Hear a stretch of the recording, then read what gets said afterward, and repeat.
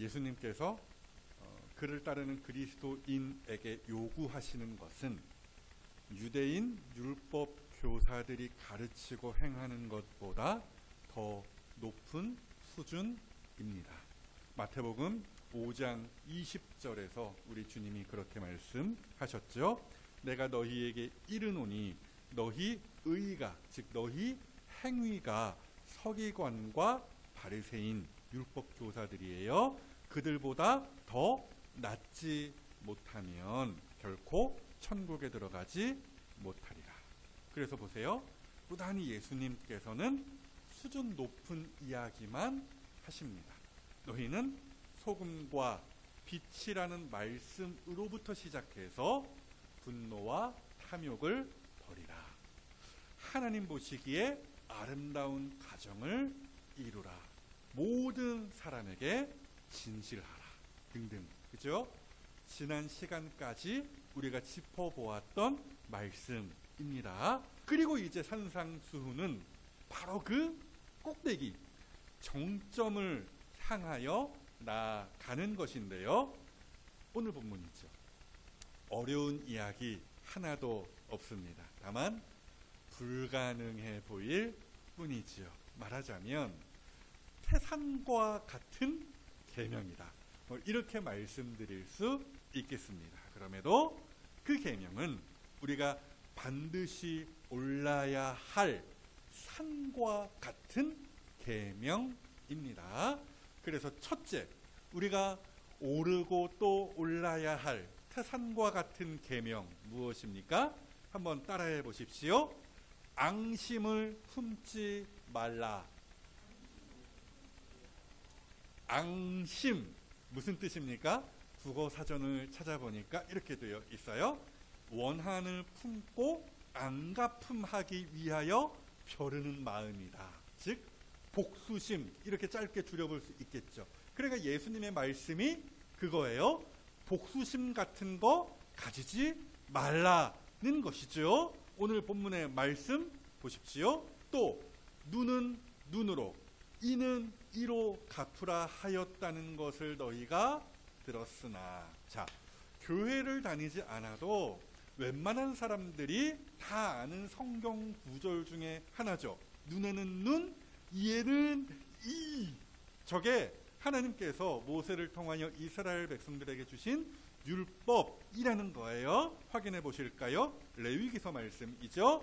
상처에는 상처로, 눈에는 눈으로, 이에는 이로 갚을지라.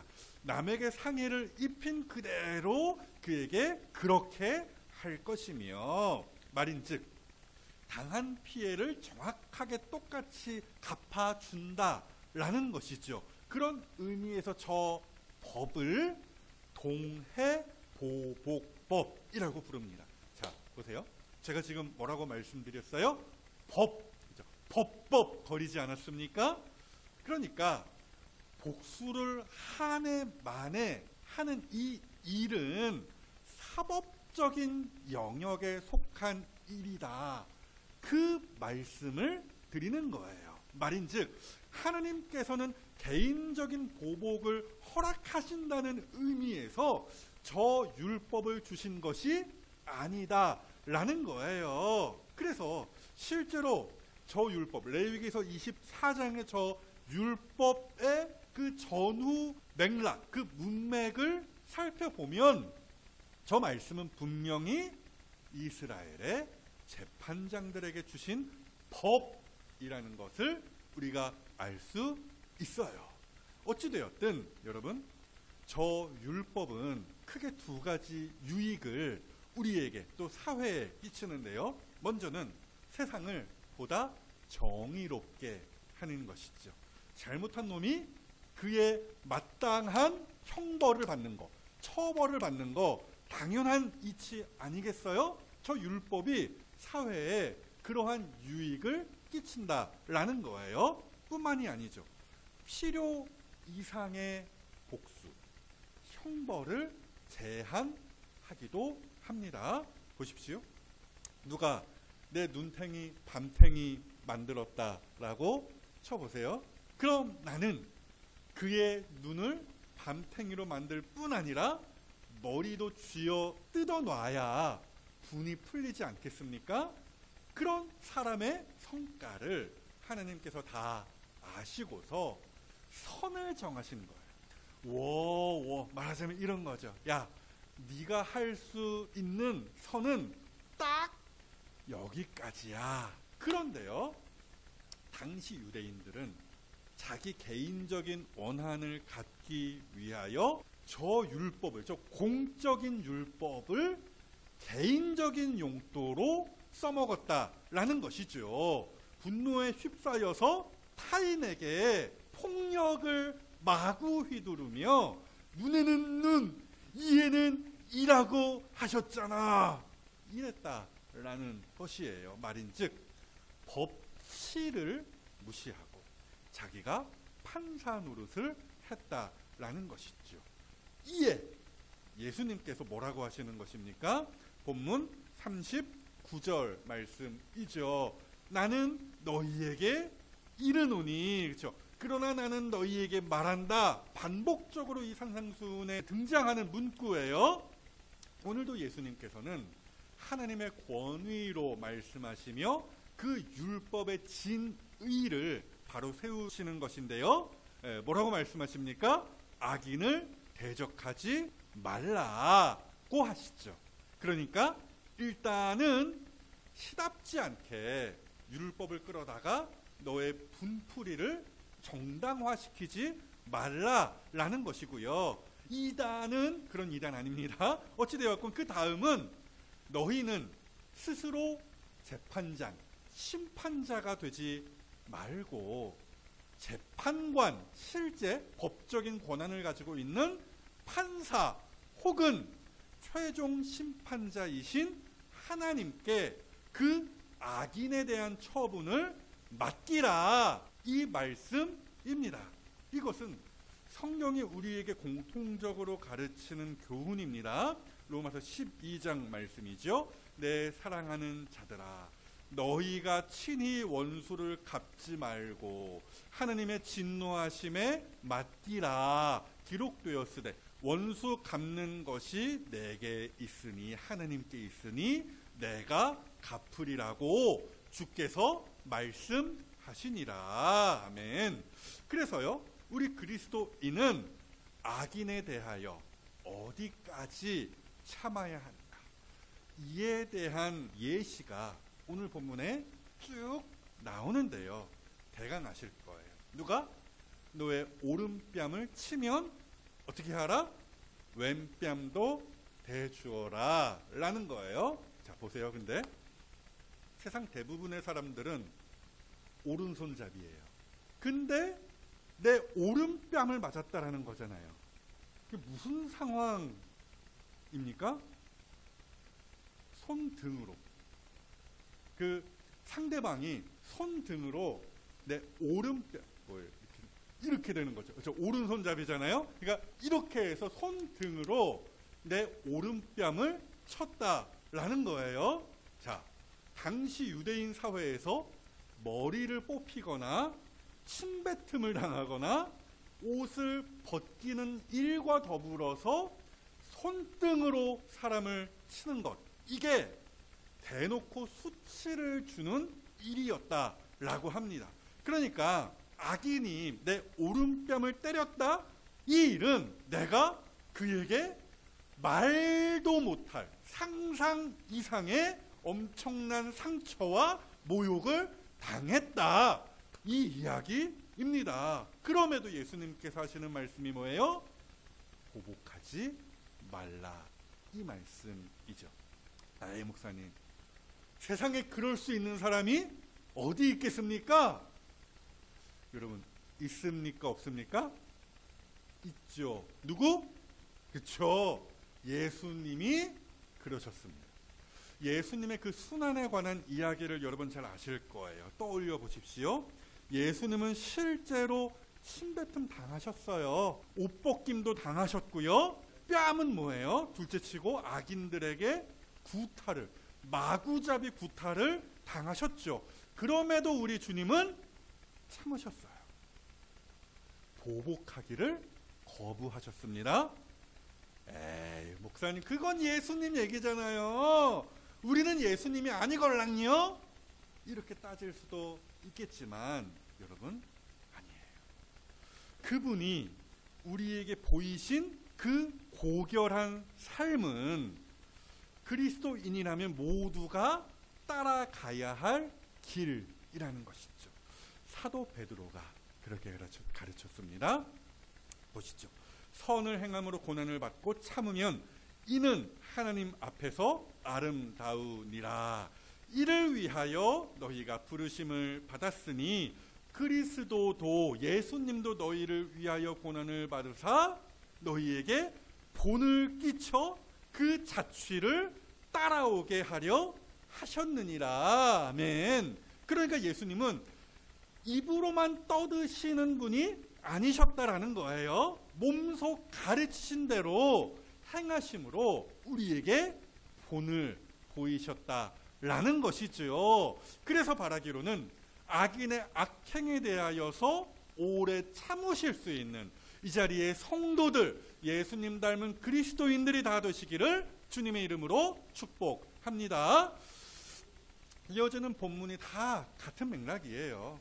이번에는 누가 고발한대요. 나를 고발한대요. 역시나 이번에도 악인이 날뛰는 형국인데요. 말인즉 속옷을 달라 이렇게 소송을 걸었다라는 것이죠. 당시 속옷을 걸고 재판을 거는 그런 일들이 종종 있었다라고 하는데요. 아무튼 그때 괜히 복수심에 불타지 말고 흔쾌히 겉옷까지 줘버려라. 이 말씀이 뒤이어지죠. 당시 유대인들에게 겉옷은 생활 필수품이었어요. 많은 유대인들이 자기 겉옷을 덮고 잤거든요. 이불로 사용하는 것이 겉옷이었다라는 거예요. 여기 중동 지역은 밤이 되면 추운 곳이었기에 겉옷이 없으면은 추위에 바들바들 떨어야 했기 때문이죠. 그래서 오죽했으면 겉옷을 담보로 잡았을 때 반드시 해가 지기 전에는 그 주인에게 되돌려 줘야 한다라는 율법이, 무려 율법이 있었어요. 출애굽기 22장 말씀이에요. 네가 만일 이웃의 옷, 그 겉옷을 이야기하는 거예요. 그 옷을 전당 잡거든 해가 지기 전에 그에게 돌려보내라.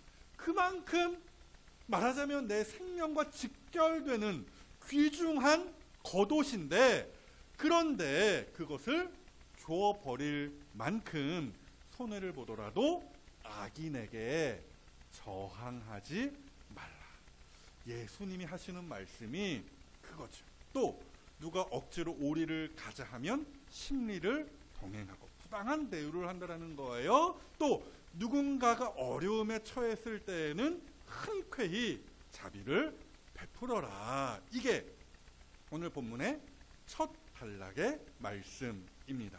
말인즉 악인이 어떻게 행동하더라도 나는 그에게 선대하라. 이 말씀이지요. 설령 내가 막대한 피해를 보는 한이 있더라도 악을 악으로 갚지 말고 선으로 악을 이기라. 이 말씀도 되는 것입니다. 사랑하는 여러분, 이것은 정말 쉽지 않은 일입니다. 솔직히 저부터요, 사람의 본성으로는 불가능해 보입니다. 하지만 이따 더 말씀드리겠지만 예수님을 믿음으로 거듭난 우리는 이 일을, 이 선한 일을 행할 수 있습니다. 또 성령님께서 우리를 도우시기에 우리는 할 수 있게 되는 것이에요. 그런 걸 따지기 전에 여러분, 이렇게 악인에 대하여 선을 행하는 것은 무엇보다도 나를 위한 일임이 확실하다라는 그 말씀을 드립니다. 사랑하는 여러분, 잘 들으십시오. 잘 들으십시오. 복수심 같은 거에 사로잡혀 있는 사람은 절대로 앞으로 나아갈 수 없습니다.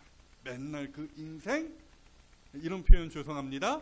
그 모양 그 꼴이 되는 것이에요. 반면에 예수님의 저 말씀대로 보복하지 아니하며 오히려 악인들을 선대한다면 그는 깜짝 놀랄 만큼 성장하여 아름다워질 것입니다. 요즘 우리가 주중에 만나는 요셉을 보십시오. 그가 형들에게, 그 악인들에게 당한 일이 어떠했습니까? 형들의 손에 의하여서 애굽으로 노예로 팔려가지 않았습니까? 그럼에도 보십시오. 요셉은 형들을 절대 원망하지 않았어요. 그랬기에 그는 노예로 살면서 또 감옥에 갇혀서도 놀랍게도 성장할 수 있었습니다. 도리어 형들을 안심시키고 위로하는 신앙과 인격에 있어서 거인이 될 수 있었죠. 창세기 45장 말씀 보시죠. 당신들이 나를 이곳에 팔았다고 해서 근심하지 마소서, 한탄하지 마소서. 하나님이 생명을 구하시려고 나를 당신들보다 먼저 보내셨나이다. 그렇죠? 악을 악으로 갚지 않은 저 요셉의 모습. 그래서 아름다운 저 요셉의 모습을 우리가 창세기 말씀 중에서 확인하는 거예요. 그러므로 여러분, 헛된 복수심에 사로잡혀서 인생을 허비하는 일을 그치십시오. 도리어 악인에게 호의를 베풀므로 성장하는 아름다운 인생을 사십시오. 이것이 무엇보다 나를 위한 일입니다. 여기에서 한 걸음 더 나아가서 우리가 올라야 할 그 태산 같은 말씀 둘째 한 번만 더 따라해 보십시오. 원수를 사랑하라. 한 번 더요. 원수를 사랑하라. 네. 앞서 예수님께서는 보복하지 말라 이렇게 말씀하시면서 악인에 대한 다소 소극적인 태도에 대하여 말씀하셨다면 이제는 악인에 대하여 보다 적극적인 태도에 대하여 말씀을 하십니다. 본문 43절 말씀이죠. 또 내 이웃을 사랑하고 내 원수를 미워하라 하였다는 것을 너희가 들었으나. 말인즉 유대인 율법 교사들이 그 이스라엘 백성들에게, 유대인들에게 그렇게 가르치기를 너의 원수는 사랑하고 이웃은 사랑하고 원수는 미워하라 라고 했다라는 것이지요. 여러분, 제가 질문합니다. 저런 말씀 성경에 있습니까? 없습니까? 없습니다. 율법 어디에도 저런 말씀 없어요. 그럼 뭐냐? 사람들이 자기들 입맛대로 뺄 것은 빼고 더한 것은 더한 것이 저 문구다라는 말씀입니다. 그래서 보십시오. 뭐가 빠졌습니까? 내 이웃을 사랑하라 해서 뭐가 빠졌어요? 내 이웃을 뭐와 같이? 그쵸?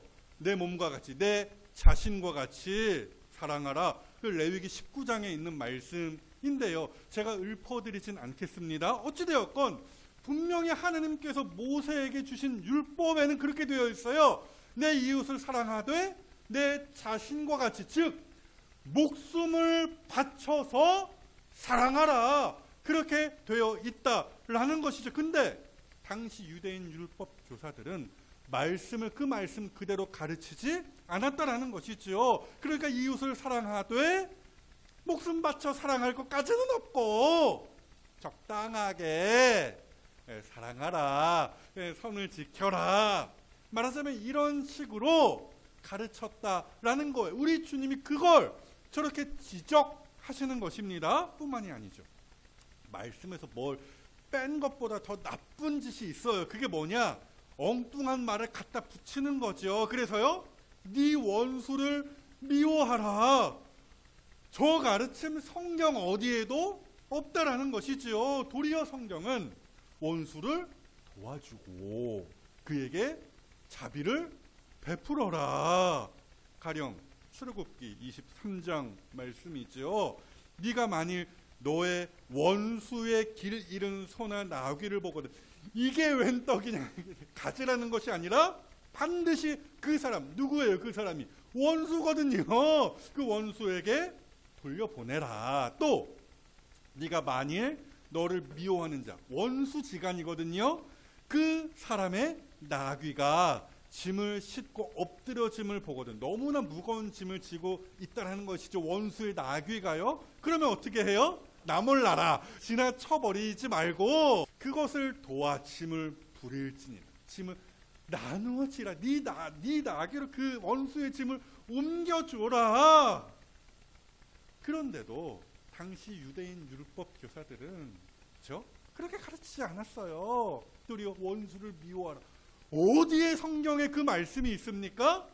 그러니까 마땅히 그리스도인이, 말하자면 우리 성도가 도달해야 할 그 사랑의 수준을 낮추고 그 범위를 좁혔다라는 거예요. 그래서 뭐예요? 아까 이웃은 그냥 적당하게 사랑하고 원수는 미워하라는 그 해괴 망측한 율법이 태어나게 됐다라는 것이죠. 왜요? 왜 그렇게 가르치고 행하였어요?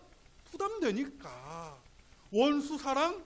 싫으니까. 싫거든요. 그렇잖아요. 다 성깔 있잖아요. 날 싫어하는 사람인데 내가 뭐더러 저 사람한테 잘해줘요? 그냥 쌩 까는 거죠. 그래서 원수를 미워하라. 여러분, 흔히 말씀을 재단한다라고 하거든요. 율법을 내 입맛에 맞게 이리저리 잘라내고 왜곡하는 거죠. 그래서 그 율법을, 그 하나님의 순전한 그 율법을 너덜너덜한 누더기로 만든다라는 것인데요. 딱 예수님 당시의 그 율법 교사들이 그 짓을 했다라는 거예요. 이에 예수님께서 말씀하시죠. 오늘 본문 44절입니다. 나는 너희에게 이르노니 너희 원수를 사랑하며 너를 박해하는 자를 위하여 기도하라. 그러니까 보세요. 단순하게 보복하지 말라는 그 수준을 뛰어넘는 거예요. 그렇죠? 또 원수가 곤경에 처했을 때 좀 도와주어라 라는 정도의 그 수준의 율법도 뛰어넘는 것입니다. 원수를 사랑하며 너를 괴롭히는 자를 위하여 기도하라. 사랑하는 여러분, 원수는요, 우리를 해치려고 온갖 수단과 방법을 동원합니다. 뺨을 이렇게 때린다고 했죠? 이렇게 때리고요, 겉옷까지 빼앗아 가버리고요, 부당한 대우를 합니다. 그럼에도 우리는요, 소극적으로 보복하지 않는 것에 그치는 것이 아니라 적극적으로 그 원수의 유익을 위하여 힘쓰고 애써야 한다라는 말씀이에요. 그러면 우리가 다 속에서 그렇게 말하겠죠. 왜요? 왜 나만 그래야 합니까? 그럼 나는 항상 쥐어터지고 손해보고 빼앗기고 그렇게 지질이 궁상맞게 살라는 것입니까? 이렇게 속으로 각자 따질만 하겠죠. 하지만 잘 들으세요, 여러분. 따지고 보면 그렇지도 않아요. 따지고 보면은 절대 그런 이야기를 우리가 할 수 없어요. 떠올려 보세요. 그렇죠? 따져 보자는 거예요. 하나님께서, 그렇죠? 하나님께서 그의 원수였던 누구? 우리에게 어떻게 행하셨는지를 따져보고 떠올려 보시라는 거예요. 무슨 말이에요? 원수를 사랑하고 그를 위하여 기도하라. 이 율법의 최대 수혜자, 이 율법으로 말미암아 큰 이득을 본 사람, 그게 누구라는 거예요? 따지고 보면은 바로 우리라는 거예요. 보세요. 우리는요, 하나님에게 원수였어요. 우리의 죄로 인하여서 하나님과 불화했고요. 하나님과 거리가 멀었다라는 것이죠. 그런데 하나님께서는 그 원수를 사랑하심으로 그 아들을 보내주셨잖아요. 우리가 잘 아는 그 말씀 요한복음 3장 16절 하나님이 세상을 그 왼수를 이처럼 사랑하사 독생자를 주셨으니 로마서 5장 말씀에도 그게 있죠. 곧 우리가 원수 되었을 때에 딱 잘라서 이야기하죠. 하나님과 우리는 원수지간이었어요. 그럼에도 그의 아들의 죽으심으로 말미암아 하나님과 화목하게 되었은즉 하나님이 사랑하시고 하나님이 먼저 원수를 향하여 우리를 향하여 손을 내밀어 주셨다라는 말씀입니다. 또 십자가에 못 박히셨던 예수님도 한번 떠올려 보세요. 못이 자기의 그 살을 몸을 꿰뚫는 순간에도 예수님께서는 그 악인들을 위하여 말하자면 그 원수들을 위하여 기도하셨어요. 누가복음 23장 말씀이죠. 이에 예수께서 이르시되 아버지 저들을 사하여 주옵소서. 자기들이 하는 것을 알지 못함이니이다 하시더라. 저 예수님의 기도가 죄다 현재형이에요. 무슨 얘기예요? 십자가 위에서 우리 주님은 계속 저렇게 악인을 위하여 원수를 위하여 반복적으로 기도하셨다라는 말씀이죠. 그러니까 좀 오버해서 말씀드리면 지금 현재도 예수님께서는 치질이도 말 안 듣는 누구? 왼수 같은 우리를 위하여 저 하늘에서 기도하고 계십니다. 기도하기를 쉬지 않으신다라는 말씀이죠. 그렇다면 우리도 하나님처럼 우리 원수를 위하여 내 목숨까지 줄 수 있어야 하지 않을까요? 우리도 예수님처럼 내 원수를 위하여 쉬지 않고 기도할 수 있어야 하지 않겠습니까? 이어지는 본문의 말씀들이 다 그런 맥락입니다. 하나님이 어떤 분이시냐? 하나님은 성도와 그 의로운 자와 또 악인, 불신자들 그 모두에게 비와 해를 골고루 베풀어 주시는 분이시다. 야, 너희도 그렇게 해야 하지 않겠느냐? 이어지는 말씀이 그런 이야기예요. 이웃은 사랑하고 원수는 미워하라. 그거 하나님의 뜻 아니라는 것이죠. 하나님과 같이 너희도 이웃과 원수를 무차별적으로 사랑하는 것이 마땅하지 아니하겠느냐. 그렇게 그 말씀을 통하여서 예수님께서 우리에게 묻고 계시는 거예요. 사랑하는 여러분, 하나님께서 오늘 우리에게 요구하시는 이 사랑의 수준이라는 것은 이처럼 높고 높습니다. 누구나 쉽게 할 수 있는 수준의 사랑이 아니에요. 내가 사랑하고 싶은 사랑만 골라서 사랑하는 그 수준도 아니라는 말씀이죠. 도저히 사랑할 수 없는 그 사람까지도 품고 사랑하며 그를 위하여 쉬지 않고 기도하는 그 수준입니다. 이것이 그간 예수님께서 이 산상수훈을 통하여 가르치신 서기관과 바리새인들보다 더 나은 의입니다. 사랑하는 여러분, 묻겠습니다. 이렇게 하나님을 따라 하실 수 있겠습니까? 제가 감히 말씀드립니다. 만약에 여러분이요 예수님 믿고 구원을 받았다면 여러분은 하실 수 있습니다. 예전에 봤던 에베소서 말씀이죠. 우리는 그가 만드신 바라 구원받았다라는 그 이야기예요. 그리스도 안에서 선한 일을 위하여 지으심, 구원을 받았다, 그 말씀입니다. 무슨 얘기예요? 우리는 예수님 믿고 구원을 받아 말 그대로 새 사람이 되었다라는 거예요. 겉으로 봐서는 아무런 변화가 없어 보이죠? 아니에요. 예수님 믿는 순간 신비롭게도 우리는 새로 태어난 것입니다. 뭘 위하여? 선한 일을 위하여. 그러니까 예수님 믿기 전에는 말 그대로 죽었다 깨어나도 못했어요. 하나님의 뜻에 따라 살 수 없는 인간들이었다라는 거예요. 그러나 이제는 예수님 안에서 뭐든지 할 수 있는 사람들이 되었다라는 말씀이죠. 보세요.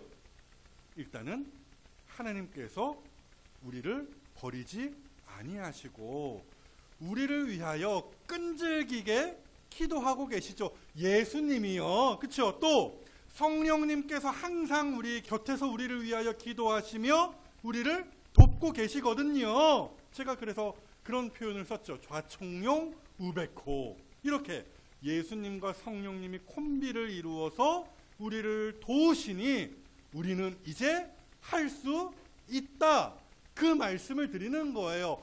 불신자들은 할 수 없어요. 그러나 예수 믿고 거듭난 우리는 하나님의 뜻, 그 선한 일을 이제 마땅히 넉넉하게 행할 수 있게 되었다라는 말씀입니다. 자, 그래서요, 주먹을 이렇게 한번 쥐어봅시다. 주먹을 주시고 따라해 보십시오. 아자아자, 할 수 있다. 그러므로 사랑하는 여러분, 예수님과 같아지기를 포기하지 마십시오. 못해. 불신자들 이야기예요. 예수 믿으시죠? 그렇죠? 구원 받으셨죠? 그렇다면 여러분은 도전하실 수 있는 거예요. 매우 어려운 주문이기는 하지만 앙심을 품지 말거니와 원수를 사랑하고 그를 위하여 기도하는 데까지 그 오르는 일에 발버둥을 치십시오. 이것이 그리스도인다운 마땅하고 거룩한 삶입니다. 끝으로 본문의 마지막 절 다 함께 읽고 설교를 마치겠습니다. 다 같이 읽겠습니다. 그러므로 하늘에 계신 너희 아버지의 온전하심과 같이 너희도 온전하라. 아멘. 그래서 바라기로는 다툼, 미움, 앙심, 저주 이런 것 때문에 불행한 인생이 아니라 미움은 이제 그만 접고 원수를 축복하며 폭언은 멈추고 그를 위하여 기도하시는 행복한 성도, 성장하는 성도, 그렇게 하나님과 같이 되는 그 지점까지 오르시는 승리하는 성도들이 다 되어주시기를 우리를 구원하시고 우리에게 능력과 사랑을 베풀어 주시는 참 좋으신 우리 주님의 이름으로 축복합니다.